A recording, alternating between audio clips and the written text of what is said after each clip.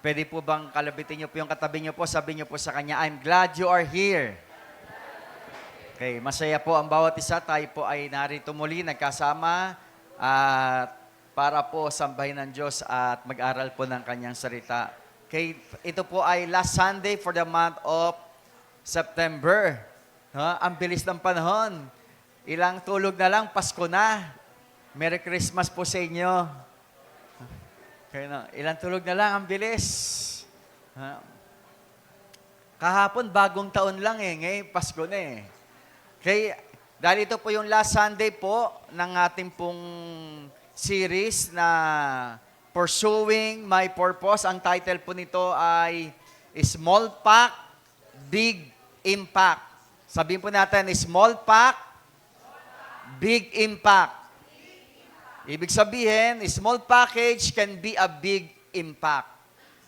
Yung mga bagay na maliit, akala natin ay walang halaga, walang pakinabang, pero kapag ito'y ginamit ng Diyos, it can make a big impact sa buhay natin, sa buhay ng mga tao. Amen po ba? Okay, 1 Samuel chapter 17, verse 31 to the following verses. Ito po yung istorya ni David. Favorite story po ito ng mga bata eh. Si David at si Goliath. And from this story, we can learn some lessons that we can apply into our lives. Okay, verse 31. Nakarating kay Saul ang mga sinabi ni David at pinatawag niya ito. Ito po yung istorya na si Goliath, yung higante, 9-footer na higante, ay hinamon ang bansang Israel. At lahat ng mga sundalo ng Israel ay natatakot, walang humarap sa kanya. Walang gustong makipag one-on-one duel kay Goliath. Pero sabi ni David, ako ang haharap sa kanya. Akong lalaban kay Goliath. At nakarating yon kay Haring Saul, yung hari ng Israel the time. At pinatawag niya ito si David. Verse 32. Pagdating kay Saul, sinabi ni David, hindi po tayo dapat masiraan ng loob dahil lang sa Pilisteyong yon. Ako po ang lalaban sa kanya. Sinabi ni Saul, hindi mo kaya ang Pilisteyong yon. Batang-bata ka pa. Samantalang siya'y isang mahusay na madirigma mula pa sa kanyang kabataan. Verse 34, ngunit sinabi ni David kay Saul, ako po ang nag-aalaga sa kawan ng aking ama. Kapag ang isa sa mga tupang inaalagaan ko ay tinatangay ng leon o oso, hinahabol ko po ito at inaagaw ang tupa. Kapag hinarap ako ng leon o ng oso, hinahawakan ko ito sa panga at pinapatay. Grabe si David, ano po? Bata pa po si David that time. Binatilyo, binata. No? Pero hinaharap niya ay mga leon, mga oso.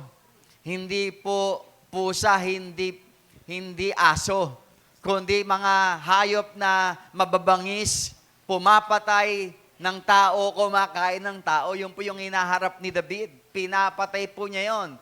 Kapag yung kanyang mga alagang tupa ay sinisila nitong mababangis na hayop na ito. Okay, verse 36. Nakapatay na po ako ng mga leon at mga oso. Ilan kaya ano? Kasi mga ibig sabihin marami. Isasama ko po sa mga ito ang Pilisteyong yon si Goliath, sapagkat ang nilalait niya ay ang hukbo ng Diyos na buhay. Verse 37, idinugtong pa ni David, iniligtas ako ni Yahweh mula sa mga mababangis na leon at mga oso, ililigtas din niya ako sa kamay ng Pilisteyong yon. Kaya't sinabi ni Saul, kung gayon, labanan mo siya at samahan ka nawa ni Yahweh. At pinasuot niya kay David ang kanyang kasuotang pandigma, ang helmet at ang tansong pambalot sa katawan. Yung pong pandigma ni Haring Saul, binigay kay David. Yun ang pinasuot kay David. Si Haring Saul po kasi ay malaking lalaki. 6-footer. Si David po ay hindi. Kaya i-visualize nyo, ano itsura kaya ni David doon sa gamit na pandigma ni Saul. Siyempre po, uneasy siya, mabigat, hindi siya makakakilos. No? Lalo siya, hindi, malamang siya ang patayin ni Goliath dahil hindi siya makakakilos. Okay? Then, ang sabi po riyan, verse 39, nang maisakbat na ni David ang tabak ni Saul at sinubukang lumakad, hindi siya halos makahakbang sapagkat hindi siya sanay sa ganoong kasuotan. Kaya sinabi niya kay Saul, hindi ko na po gagamitin ang mga ito. At hinubad niya ang nasabing kasuotang pandigma. Pagkatapos dinampot niya ang kanyang tungkod, namulot siya ng 5 makikinis na bato sa sapa. Ilang pong bato? 5. Inilagay sa kanyang supot na pampastol at lumakad upang harapin si Goliath. Verse 41, si Goliath naman ay lumakad ding papalapit kay David sa hulihan ng tagadala ng kanyang panangga. Nang makita niyang si David ay isa lamang kabataang may maamong hitsura, nilait niya ito at pakutyang tinanong, anong akala mo sa akin? Aso ba ang lalabanan mo at may dala kang patpat? At si David ay sinumpa ng Pilisteo, si Goliath, sa pangalan ng kanyang Diyos. Sinabi pa niya, halika nga rito at nang maipakain ko ang bangkay mo sa mga ibon at mga hayop. Sumagot si David, ang dala mo'y tabak, sibat at pantusok, ngunit lalabanan kita sa pangalan ni Yahweh. Sabi nga po natin, sa pangalan ni Yahweh. Sabihin po natin, sa pangalan ni Yahweh. Once again, sabihin po natin, sa pangalan ni Yahweh. Sabihin po natin, in the name of the Lord. Sabihin po natin, in the name of the Lord. Sabihin po natin, in the name of Jesus. In the name of Jesus. In the name of Jesus. Yun po sinabi ni David, lalabanan kita, Goliath, kahit higante ka, lalabanan kita in the name of the Lord. Ang dala mo'y tabak, sibat at pantusok, ngunit lalabanan kita sa pangalan ni Yahweh, ang makapangyarihang Diyos ng Israel na iyong hinahamak. Verse 46, ngayong araw na ito'y ibibigay ka ni Yahweh sa aking mga kamay. Pababagsakin kita at pupugutin ko ang ulo mo at ipapakain ko sa mga ibon at sa mga mababangis na hayop ang mga bangkay ng mga kawal ng hukbong Pilisteo, yung kalaban nila. Sa gayon, malalaman ng buong daigdig na may Diyos sa Israel. At makikita ng lahat ng narito na makakapagligtas si Yahweh kahit walang tabak at sibat. Kay Yahweh ang labanang ito. Sabi nga po natin, ang labang ko ay kay Yahweh. My battle is the Lord's. Amen. Ano man yung laban natin sa buhay, si Lord ang nakikipaglaban para sa atin. Amen. Palakpakan nga natin si Lord. Malakas sa palakpak sa Lord. Sabi mo sa iyong katabi, ano man ang laban mo, laban ni Lord yan. Amen. Ang ganda ng sinabi ni David dito, kay Yahweh ang labanang ito at binigay na niya kayo sa aming mga kamay. Nagpatuloy ng paglapit si Goliath, patakbo siyang sinalubong ni David sa lugar ng labanan. Dumukot siya ng bato sa kanyang supot at tinirador niya si Goliath. Tirador pula po ang sandata ni David. Tinamaan ito sa noo at bumaon ang bato roon. Si Goliath ay pasubsob na bumagsak sa lupa. Natalo nga ni David si Goliath sa pamamagitan ng tirador at bato. Isang bato ka lang. No? Ang katapat ni Goliath ay isang bato lang. Napatay niya ito kahit wala siyang tabak. Amen po ba? Ang istorya po ay gustong alipinin ng mga kalaban, ng mga Pilisteo, ang bansang Israel, ang mga Israelita that time.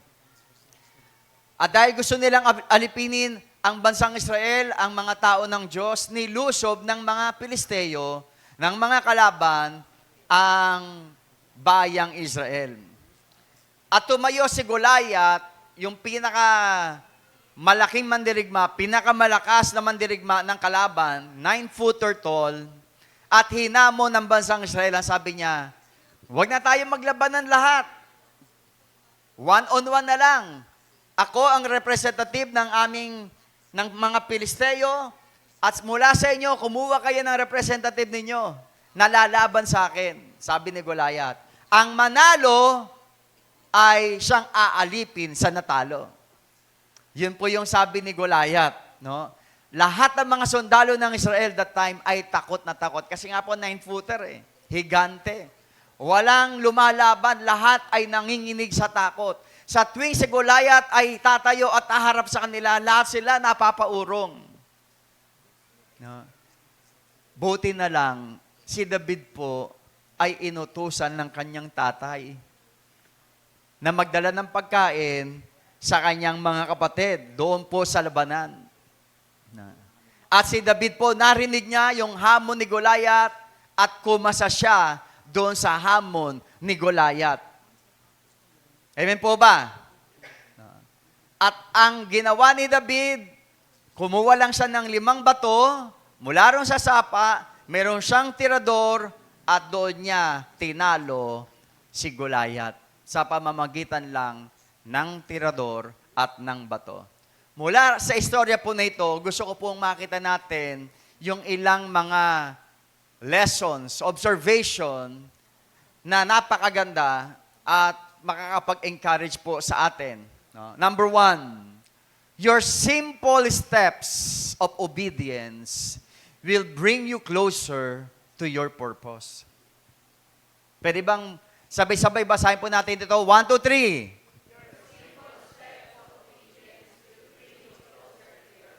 Napakahalaga pala ng pagsunod. Kahit po maliliit na akbang ng pagsunod. Kapag ikaw po ay masunurin pala, hindi mo na mamalayan, dinadala ka na ng Diyos doon sa great purpose. Nilalapit ka na ng Diyos doon sa great purpose niya sa buhay mo. David was an obedient son to his father. Napaka-masunurin ni David sa kanyang tatay. He was a shepherd boy. Siya po ay pastol, hindi ng kanyang mga tupa, kundi ng mga tupa ng kanyang tatay. Ayan po ba? And sometimes, siya din po ay food panda delivery boy. Inuutusan siya ng tatay niya na magdala ng pagkain sa kanyang mga kapatid na naroon sa labanan. Ng mga kapatid po niya ay mga sundalo ng Israel. Nagdadala siya roon ng cheeseburger, ng Tapsi, rice in the box. Yun po yung dala-dala niya, basahin nyo. Totoo po. At the command of his father to deliver food to his brothers, itong si David ay pumunta nga roon sa labanan. At nagkaroon siya ng pagkakataon na ma-encounter si Goliath face to face. Marinig niya yung hamon ni Goliath laban sa bansang Israel. Ang tanong ay ito, nung inutusan siya ng tatay niya na pumunta sa labanan, paano kung hindi siya sumunod? Paano kung naroon siya sa computer shop, naglalaro lang, hindi pinapakinggan yung tatay niya? Paano kung naroon siya, naglalakwat siya? Paano kung naroon siya sa malayong lugar? Paano kung siya ay natutulog, tinatamad? Paano kung siya ay nasa inuman, nasa sugalan at ayaw niya sundin yung kanyang mga magulang? Meron kayang chance, opportunity na ma-meet niya si Goliath at mapatay niya si Goliath? Paano kung si David ay hindi masunurin? Napansin po natin, dahil sa kanyang pagsunod sa kanyang tatay, hindi niya namamalayan, God brought him closer and closer to his purpose. Amen po ba? Tandaan po natin ito. Do not despise small obedience. Huwag mong mamaliitin yung mga pagsunod. Pagsunod sa magulang, pagsunod sa leader, pagsunod kay Lord, pagsunod sa mga tao na nasa itaas natin na inilagay ng Diyos para sa atin. Do not despise small task. May mga inuutos sa atin, malilit na bagay. Huwag mo yung mamaliitin. Kahit yung inutusan ka ng magulang mo, itapon mo nga itong basura na to. O bumili ka nga ng suka. O hugasan mo itong plato na to. Magwalis ka. Alam nyo, yung mga maliliit na utos at mga maliliit na pagsunod natin, meron niyang bearing sa Diyos. Nakikita ng Diyos yung mga maliliit na hakbang na pagsunod natin. At hindi natin namamalayan, dinadala tayo ng Diyos palapit ng palapit sa great purpose natin. Amen po ba? Huwag mong mamaliitin ang pagwe-welcome sa mga tao. Kung ikaw po ay usher, huwag mamaliitin na ito lang yung ministry ko, nagwe-welcome. No! Huwag mong mamaliitin yung pag-aayos ng upuan. Ay, ito lang yung ministry ko, nag-aayos ako ng upuan. Huwag mong mamaliitin yung pagwawalis. Huwag mong mamaliitin yung pagpapasulat ng pangalan ng mga umaattend. Huwag mong mamaliitin yung pagluluto para sa mga workers ng Diyos. Huwag mong mamaliitin yung mga bagay na yan. Nakikita ng Diyos lahat po yan. Ang maliit mong task ay naghahanda sa iyo sa malaking task. Amen po ba? Ang mababa mong posisyon ay naghahanda sa iyo sa mataas na posisyon. Amen po ba? Ang maliit mong business ay maghahanda sa iyo sa malaking business. Kaya hindi mo mamaliitin mga small beginnings. Amen po ba? At huwag nating hangarin agad yung mga malalaking ministry, mataas na posisyon, malaking business. Kung sa maliit na ministry, kung sa mababang posisyon, kung sa maliit na business, ay di mo magampanan ng maayos. Amen po ba? God will bring you to the big platform in God's time. Be obedient even in His small instructions, in His small tasks. Be faithful even in small things. Sabi mo po sa iyong katabi, be faithful. Kahit sa maliit na bagay. Maging masunurin ka. Amen po ba? Ganyan ang nangyari po kay David. Dahil siya'y masunurin, hindi niya akalain, nilalapit na siya ng Diyos sa kanyang great purpose. Amen po ba? Number 2, your Goliath will bring out the David inside of you.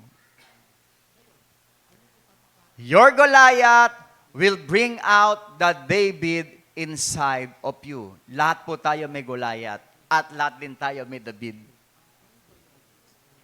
Ang Goliath natin, ito yung mga obstacles, mga trials, mga problems. Ang David natin, ito yung greatness that is inside of you.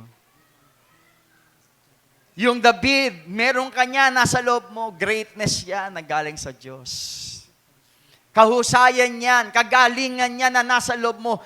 Minsan hindi na ilalabas kasi wala pang Goliath na dumarating. Pag dumating na ang matinding pagsubok, palalabasin nito yung David sa loob mo, yung husay mo. Amen po ba? Sabi mo po siya katabi, merong David sa loob mo. Your lions and bears are just a preparation for your Goliath. Bago patayin ni David sa Goliath, ang mga pinapatay muna niya yung medyo mas maliliit kay Goliath. Mga leon, mga oso. Preparasyon yung mga oso, yung mga leon, dahil one day, meron pala siyang kakaharaping mas malaki. Si Goliath. Ang tanong, may Goliath ka ba ngayon? Tanongin mo yung katabi mo, may Goliath ka ba? Meron ka bang leon, oso, sa buhay mo ngayon? Your lions and bears will prepare you for Goliath. And your Goliath will bring you to your platform of influence. Amen po ba? Kaya po, huwag mong tatakbuhan yung mga leon at oso mo. Huwag kang tatakbo sa iyong mga leon at oso. Huwag kang matatakot sa iyong Goliath. Kill your lions and bears. Defeat your Goliath. Amen po ba? Facing and overcoming your battles will make you shine. Pag meron kang na-overcome na problema, trials, hindi mo na mamalayan, no? Those things will make you shine. Dinadala ka nito sa mas malaking platform. Pinaguhusay ka nito. Yan yung nagpapalabas ng galing mo, ng husay mo bilang magulang, bilang anak. Yan yung nagpapalabas ng husay mo bilang leader, bilang disciple, bilang business owner, bilang empleyado. Amen po ba? Kaya po, just i-welcome lang natin yung mga oso, yung mga leon, yung mga Goliath sa buhay natin. Defeat them. Kill them, face them, overcome them. Amen po ba? Amen po ba? Pangatlo, anything or whatever you have has a purpose in the kingdom. Ano man yung meron ka ngayon, meron niyang purpose sa kaharian ng Diyos. Meron ka bang tirador? Meron ka bang 5 bato? May purpose yan sa kaharian ng Diyos. Ano yung meron ka? Ano yung meron ka? Sa buhay mo ngayon, may purpose. Huwag mong maliitin yan. May purpose ang Diyos dyan kung bakit ka merong ganyan. Si Goliath, meron pong sandata. Meron siyang sword, meron siyang spear, meron siyang javelin na panlaban. Pero si David, merong tirador at 5 bato. But David, who was in disadvantage, defeated Goliath in the name of the Lord. Pakinggan niyo po ito. Ano man yung meron ka, maliit man yan o malaking bagay, kapag ginamit mo in the name of the Lord. Ulitin ko po. Ano man yung meron ka, kapag ginamit mo in the name of the Lord, gagamitin niya ng Diyos to expand His kingdom. In the name of the Lord. Wala sino man sa atin dito na magsasabing, wala ako kahit ano. Walang sino man sa atin po rito na magsasabing, wala ako kahit ano. Meron ka. Kapag ginamit mo yung bagay na yan, ano man yan, sa pangalan ni Jesus, may impact ito sa kaharian ng Diyos. Amen po ba? Kaya ano man yung merong kapag gamit mo, ibigay mo kay Lord upang gamitin niya sa kanyang layunin to advance His kingdom. Maybe the thing is in your hands. Yung bagay na yon, maybe nasa kamay mo na yan. Maybe nasa bahay mo, yung bagay na yan. Maybe that thing is in your pocket right now.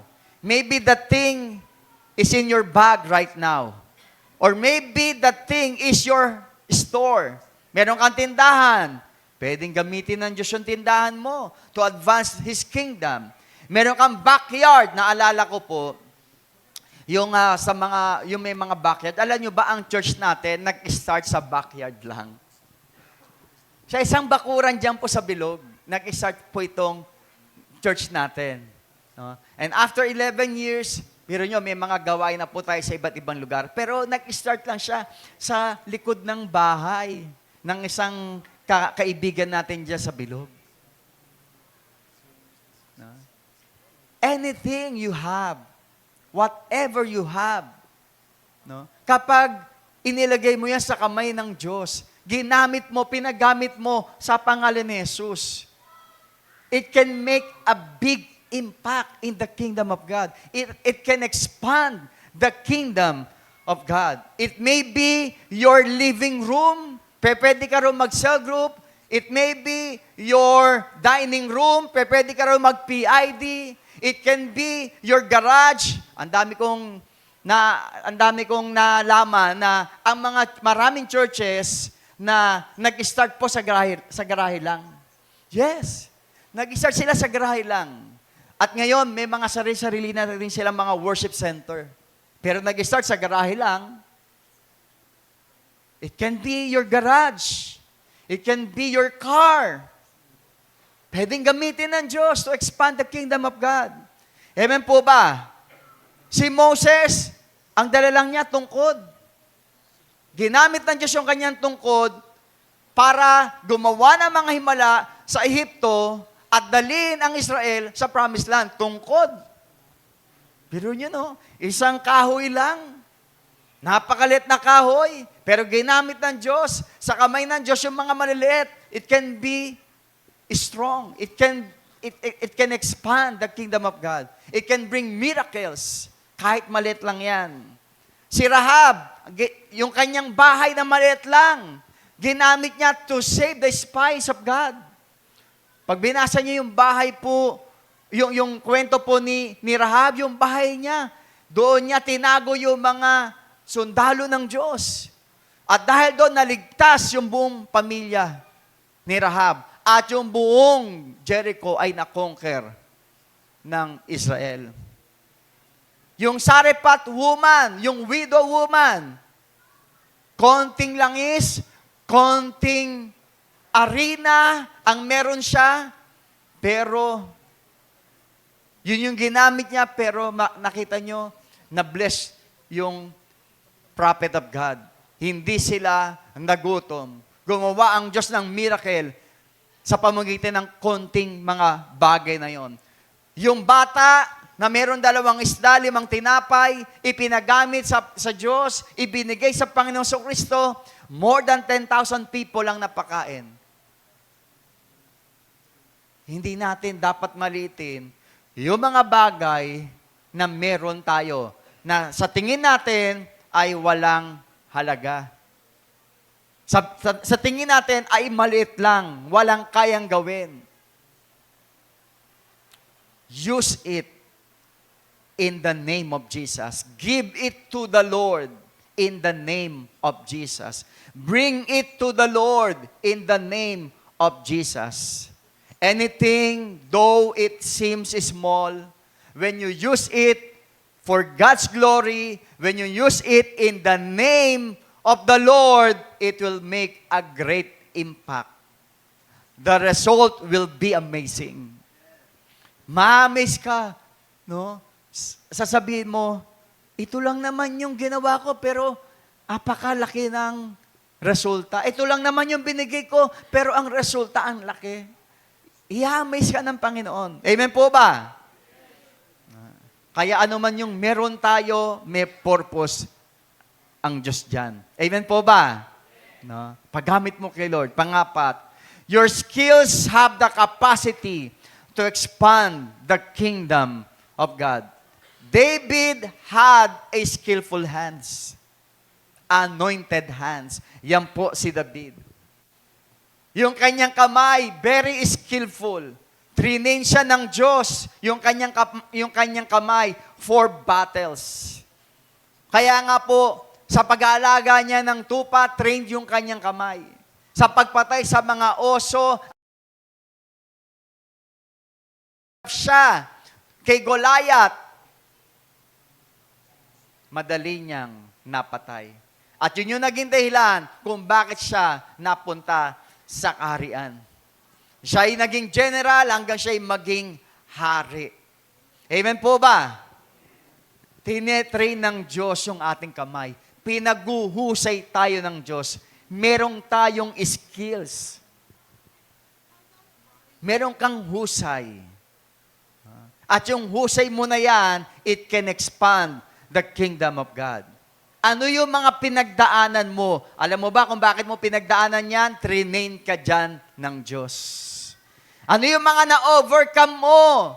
Trinain ka dyan ng Diyos. Si David, na-overcome niya yung mga oso, yung mga leon.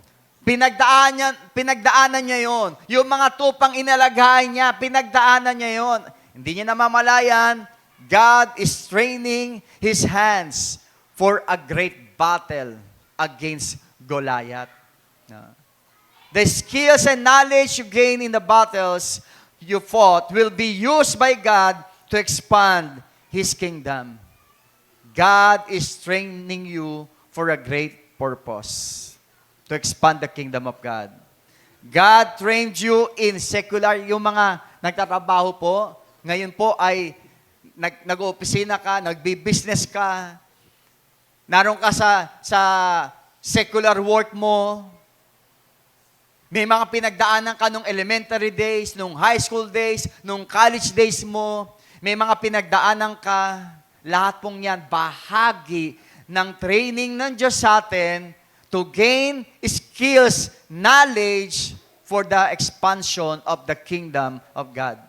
Lahat ng iyong pinagdaanan, gagamitin ng Diyos para sa Kanyang kaharian. Amen po ba?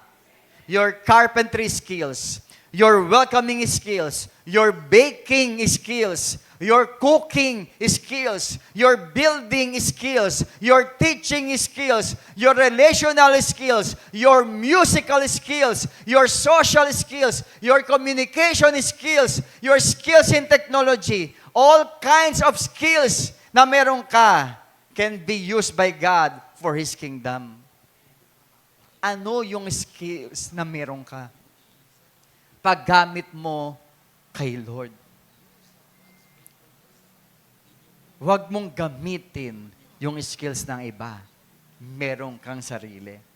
Si David, hinubad niya yung gamit ni Haring Saul, yung gamit na pangdigma ni Haring Saul, hinubad niya. Why? Hindi siya ron skilled Saan siya skilled si David? Sa tirador. Kung ang ginamit niya ay yung sandata ni Haring Saul, patay siya. Meron kang sariling skill. Yun ang gamitin mo. Huwag mong kainggitan yung skills ng iba. Meron kang sarili. At kapag ginamit mo yan, it can expand the kingdom of God. Are you a teacher? Tinawag ka ng Diyos dyan. Huwag mong i-give up. Magturo ka. Huwag mong ipagpalit sa iba. Yan ang calling mo. Huwag mong hangarin ang iba, ang skills ng iba. Diyan ka pagpapalain ng Diyos sa skills niya na bigay sa'yo. Kung nakikita mo yung iba, pinagpapala ng Diyos sa skills nila, ikaw na ang kasunod kapag ginamit mo yung skills mo.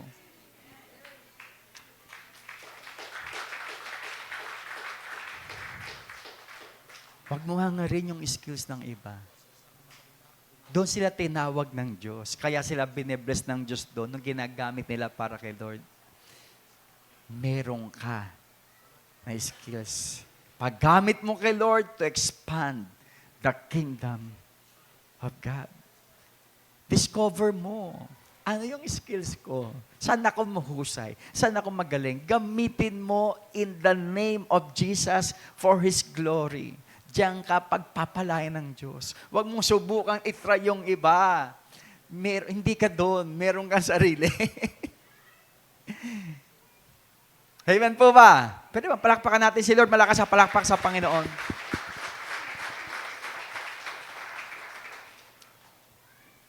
Lastly, God will exceed your expectations. God will exceed your expectation. Pag ginamit mo yung skills na galing kay Lord, mamamangha ka. God will exceed your expectation. Pakinggan niyo po ito. Ewan ko kung na-realize ito ng mga nakabasa na ng story ni David. Ilang bato ang hinanda ni David? Bakit kaya? Kung ako si David, 5 ang pinulot kong bato, nasa isip ko siguro, kung ma-miss ko yung isang bato, meron pa akong 4. Kung hindi ko tamaan si Goliath sa isang bato, meron pa akong 4. Kung hindi ko siya tamaan sa pangalawang bato, meron pa akong 3. Kung hindi ko siya tamaan sa pangatlong bato, meron pa akong 2. Kung hindi ko siya tamaan sa pang-4, siguro naman sa pang-5, tatamaan ko na siya. Amen po ba? Kaya 5 bato, pero sabi ni Lord, na, isa lang, with my power, sa pool si Goliath at patay. Amen. In-exceed ng Diyos, yung expectation ni David, na maybe nasa isipan niya, 5 bato lang yan si Goliath sa akin, patay na yan. Pero sa Diyos, isa lang. God will exceed your expectation as long na pinagagamit natin yung buhay natin sa Diyos. God will make you amazed on what He can do with your life that is surrendered to Him. God will exceed your prayer request. Ano ang prayer request mo? Kaya yang higitan ng Diyos. What is your desires? God will exceed your desires. What is your plan? God will exceed your plans. Totoo po yan. May verse yan. Ephesians chapter 3, verse 20. Sa Kanya na makakagawa, kay Jesus, sa Lord, ng higit pa kaysa maaari nating hilingin at isipin sa pamamagitan ng Kanyang kapangyarihang naghahari sa atin. Napakalinaw po rito. Ang Diyos daw, kaya niyang gawin ang higit pa sa maaari mong hingin or isipin. Kaya ng Diyos.